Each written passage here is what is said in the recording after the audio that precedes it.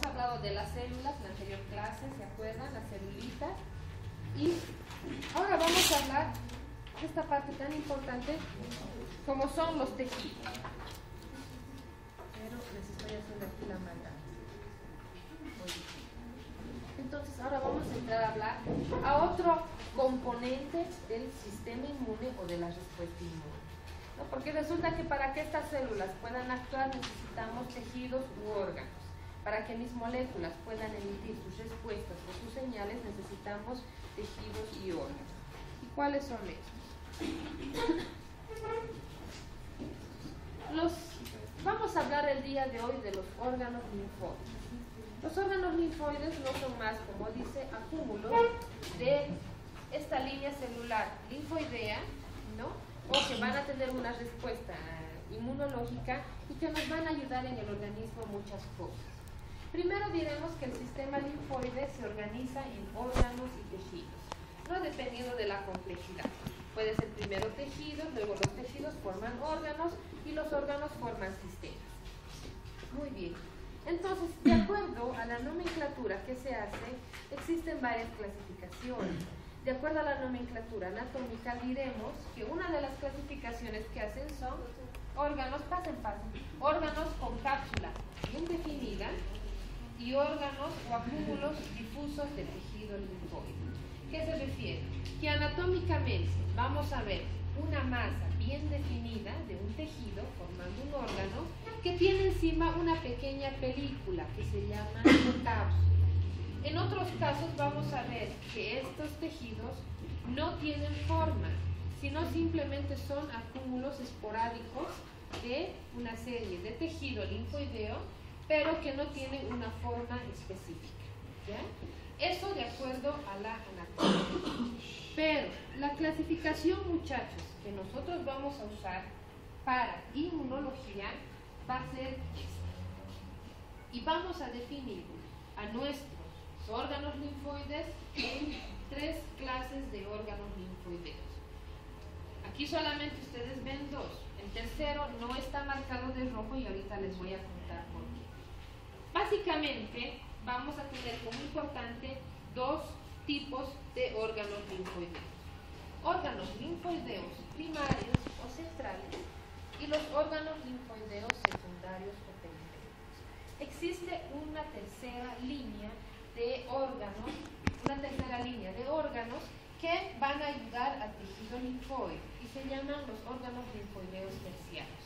En algunos libros ustedes no van a oír nombrar de este tercer órgano. En otros libros van a decir que son simplemente inventos, pero ya se está generalizando la información de que existe un tercer órgano linfoideo, ¿no? ¿Por qué a este no lo pinté de rojito? Porque justamente es un tejido que solo va a aparecer en casos de necesidad. Les voy a explicar al final. Pero los que están constantemente, los que van a ver todo el tiempo, son estos 2. Pero si yo les pregunto en el examen si existe un órgano linfoideo terciario, la respuesta es correcta, porque sí existe. No es constante, pero no significa que tampoco sea un fantasma. Existe, pero solo en casos necesarios, ¿no? Pero los básicos, los que sí van a ver siempre son estos 2. Órganos linfoideos primarios y vamos a tener a 2 órganos. Médula ósea y el timo. Y tendremos los órganos linfoideos secundarios o periféricos que van a ser 3. ¿Cuáles son estos secundarios? Vasos, ganglios linfáticos y tejido linfoide asociado a glucosas o de tipo MALT. Son igual terminología que estamos hablando de abreviaciones en inglés. Y por último, órganos linfoides terciarios. Muy bien. Vamos a trabajar con esta clasificación. La anterior era una clasificación anatómica muy bonita, que nos hace entender si tiene o no tiene cápsula, pero no es práctica para inmunología. La clasificación para inmunología es esta. Y esta es la que nosotros vamos a usar para poder determinar sus actividades y sus funciones. Muy bien. Comenzaremos con el primer órgano linfoide, que es la médula ósea. La médula ósea, en primer lugar, como dice aquí, presenta, estas son sus características. Primero decirles que la médula ósea que nos va a ayudar es la médula ósea roja. ¿Por qué la médula ósea roja? Porque es la que tiene mayor cantidad de irrigación vascular, ¿ya? ¿Y cuál es su característica? Que va a producir una leucopoiesis. ¿A qué se refiere con eso? Que va a ser en esta zona, en la médula ósea roja, donde se van a generar las células. Y hemos dicho, de la línea linfoide y de la línea mieloide. Pero entonces resulta, doctora, que este hueso es la médula ósea. No, jóvenes. Dentro del hueso se encuentra este órgano, este órgano, por decirlo así, que se llama la médula ósea. ¿Y dónde la vamos a encontrar? Vamos a encontrar en las vértebras, en los huesos ilíacos y en las epífisis de huesos largos. Cuando nosotros vemos un hueso así y si lo partimos por la mitad, vamos a ver que en estas zonas, bueno, no tanto aquí más adentrito, en estas zonas existe una parte más rojita. Generalmente cuando uno come el pollo se ha dado cuenta que a los costados siempre queda un color medio cafecito y todo eso. Es porque en estas partes externas es donde se encuentra este órgano, que no es nada más que un entramado, como una rejillita, con una gran actividad de tipo celular, es decir, de una gran actividad donde generan células de la línea linfoide y mieloide, ¿no? Entonces, cuando yo hablo de trasplante de médula, significa que voy a agarrar un pedacito de la médula de otra persona que podamos hacer compatible, que tenga ciertas características de compatibilidad, y voy a hacer un pequeño corte o una pequeña inoculación en algún hueso de mi paciente para que él empiece a generar una respuesta inmunológica, es decir, una activación a esta respuesta inmunológica. Es en eso lo que generalmente, a grandes rasgos, consiste un trasplante de médula, ¿no? Muy bien, sigamos.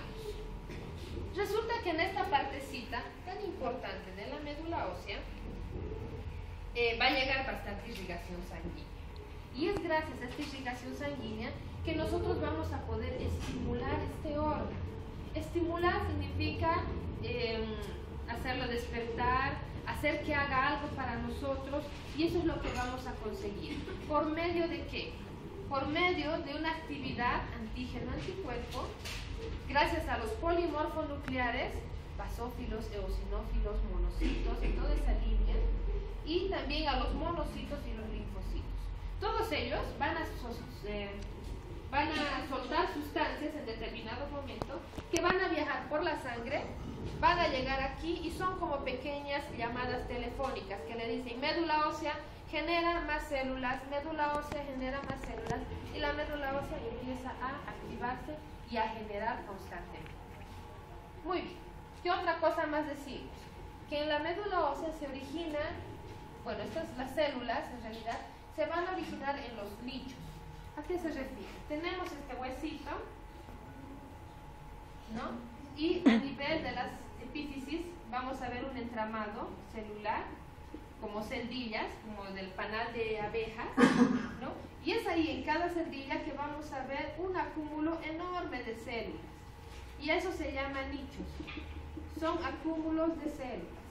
Y es en estos nichos donde se van a generar la mayor cantidad de células, ¿no? Por estímulo empiezan a generan. Y de ahí pasan al torrente sanguíneo para poder hacer ya su especialización, en este caso del linfocito T, o su madura o su activación, como es en el caso del linfocito B, ¿no? O de las otras células que conocemos como los polimorfonucleares. Muy bien, nuestro primer órgano entonces, la médula ósea, capaz de generar células. Muy bien. En la médula ósea, muchachos, vamos a hacer la generación tanto de linfocitos B como de linfocitos T, ¿ya?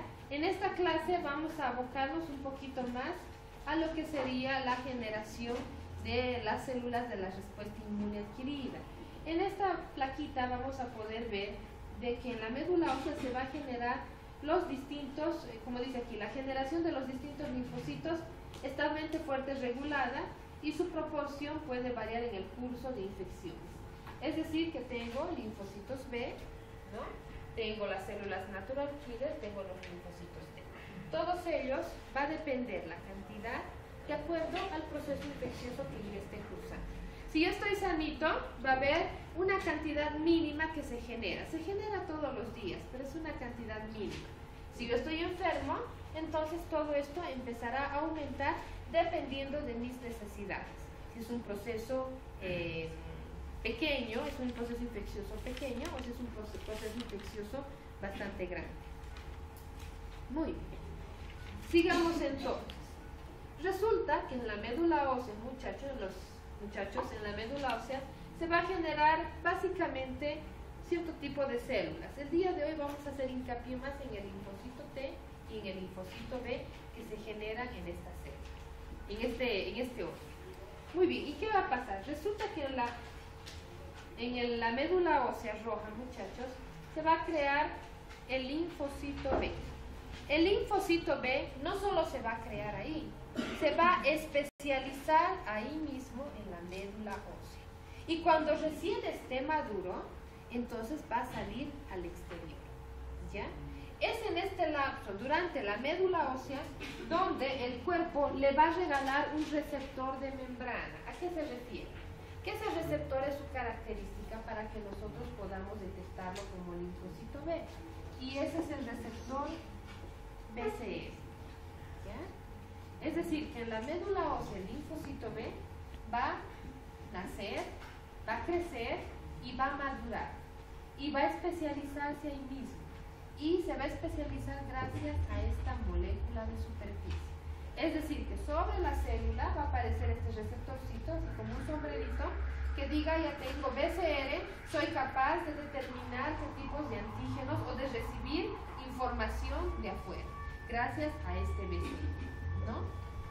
Entonces, como pueden ver en estas diapositivas, aquí son varias fases por las que pasa un linfocito B y donde él va a empezar a ir madurando hasta obtener sus características de una célula generadora de anticuerpos. Todo esto en la médula ósea. Entonces, por eso decimos que es importante este órgano linfoideo primario. Primario, ¿por qué? Porque es la base de todo, es la que va a generar todo. Pero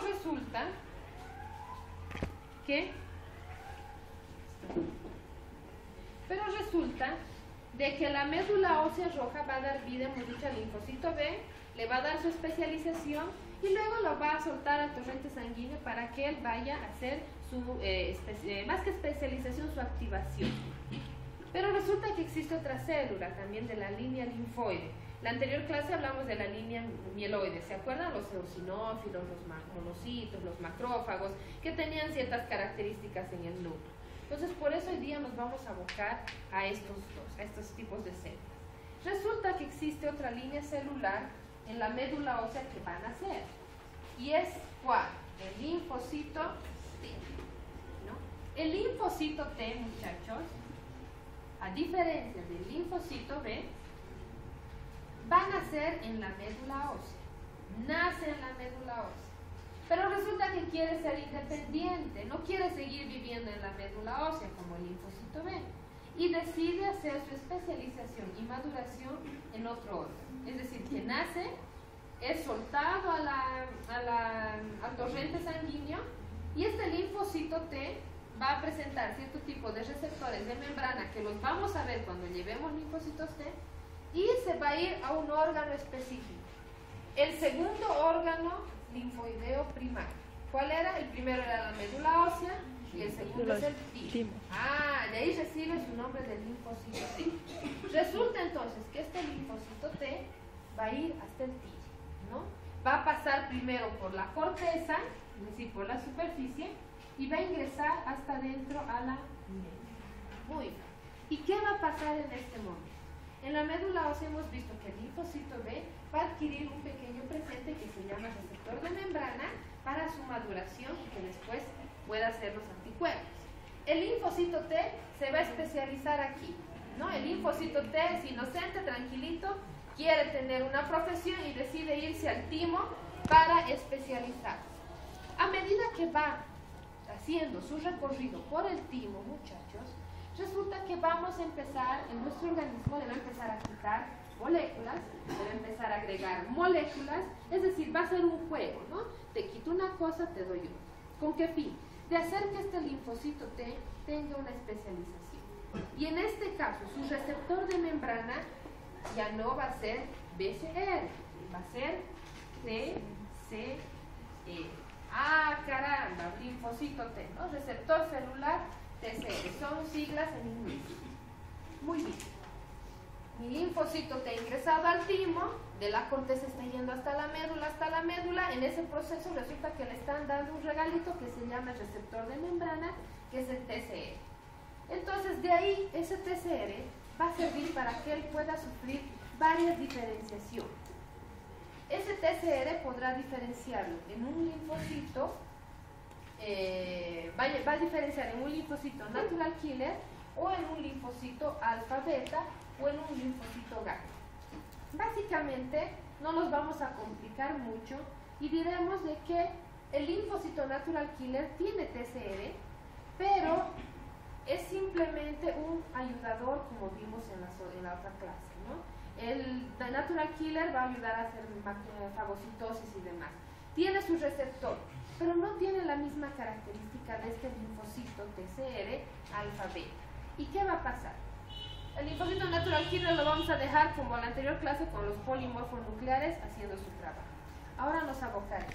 Linfocito T entra a la médula, recibe un regalo que se llama TCR, que es su receptor de membrana.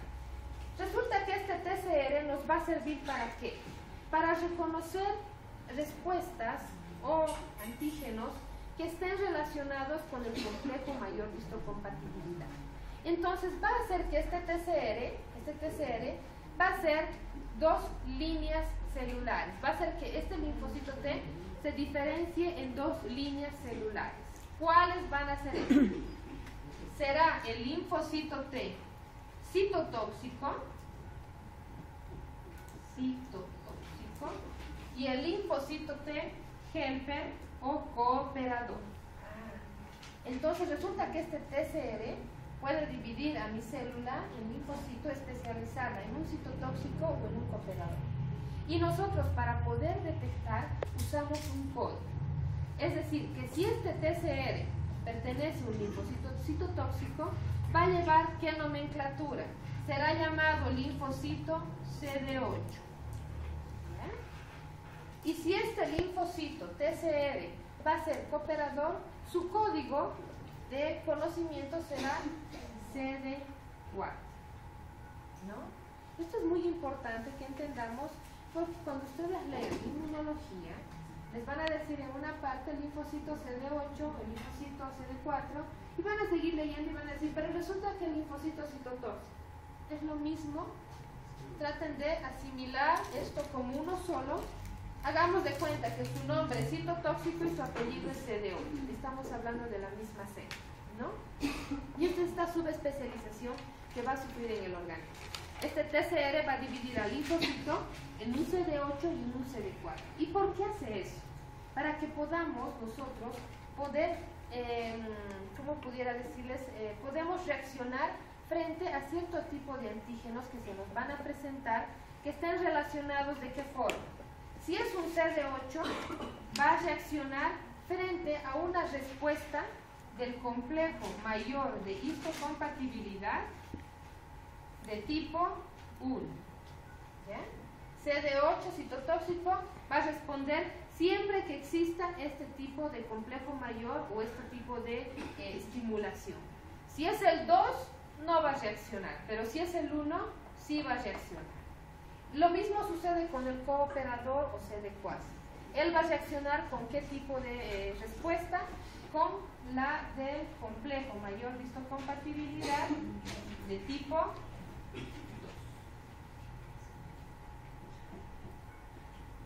Yo sé que la clase es un poco pesada, entiendo que es un poco molesta quizás para algunos. La clase no es obligatoria, como les dije desde un principio, depende mucho de las personas si quieren o no quieren tener los 10 puntos. La verdad que es inmunología, muchachos, si no nos agarramos de la mano y vamos con calma, nos vamos a perder. Así que trataremos de respetar a la gente que sí quiere aprender. Si vemos otros muchachos que desgraciadamente no estamos, o nos parece muy aburridas, no hay ningún problema la clase. pueden tomarse su descanso, su break, no hay ningún problema. Pero respetaremos a aquellos compañeros que sí están con bastantes ganas y han venido con las energías recargadas. ¿Ya? Muy bien. Sigamos entonces. Muy bien. Entonces resulta que esta médula ósea, a un principio este organito nos va a dar los tipos celulares. Una se va a especializar en lo que es el en la médula ósea, como es el linfocito B, y otra nace en la médula ósea, pero se especializa ¿dónde? En el TIM, ¿no? Y ahí va a sufrir una subclasificación o una submaduración que nos va a ayudar a poder hacer frente a las infecciones. Bueno, resulta entonces de que va a suceder algo muy importante en este órgano linfoideo primario que es el TIM. Todas las células, muchachos, van a sufrir lo que llamamos selección positiva y selección negativa. Es decir, que el organismo se va a encargar de ver quién trabaja o quién sale, quién se especializa y quién o qué célula no va a hacer nunca su actividad celular. En este caso, en la siguiente clase yo les voy a contar cómo hacemos con el linfocito B, pero hoy día les voy a contar cómo hacemos con el linfocito T. Resulta que el organismo ha hecho todo esto, le ha dado su TCR al citotóxico, al CD8, al CD4, pero resulta que no confía en el trabajo que ha hecho y decide tenderle una trampa al linfocito T. El linfocito T, sea CD4, CD8, está listo, está preparado, está listo para poder ir a combatir, está deseoso de que le abran la puerta para ir a combatir a los patógenos.